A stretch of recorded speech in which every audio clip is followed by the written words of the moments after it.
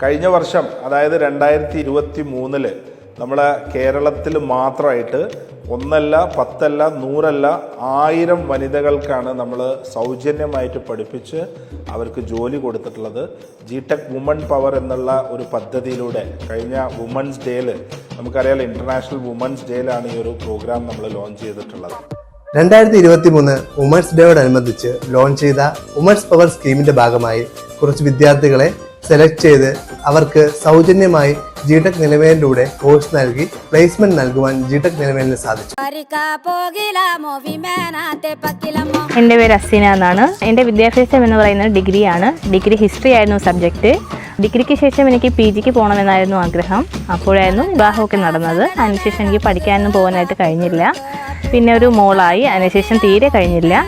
അങ്ങനെ ഇരിക്കവെയാണ് ഞാൻ മൊബൈലിലൂടെ ഒരു ആഡായിട്ട്, അതായത് അവിടെ നിലവിൽ GTech പഠിക്കുന്ന ഒരു കുട്ടിയുടെ സ്റ്റാറ്റസിലൂടെയാണ് ഞാൻ വിമൺ എംപവർമെൻറ്റ് എന്ന പ്രോഗ്രാമിനെ കുറിച്ച് അറിയുന്നത്. അതിനായിട്ട് ഞാൻ അപ്ലൈ ചെയ്യുകയും അങ്ങനെ ഇൻ്റർവ്യൂ വഴി ഞാൻ സെലക്ട് ആവുകയും ചെയ്തു. അവിടെ എനിക്ക് കിട്ടിയ കോഴ്സ് എന്ന് പറയുന്നത് ഗ്രാഫിക് ഡിസൈനിങ് ആയിരുന്നു. തികച്ചും ഫ്രീ ആയിട്ടാണ് ഞാനത് പഠിച്ചത്.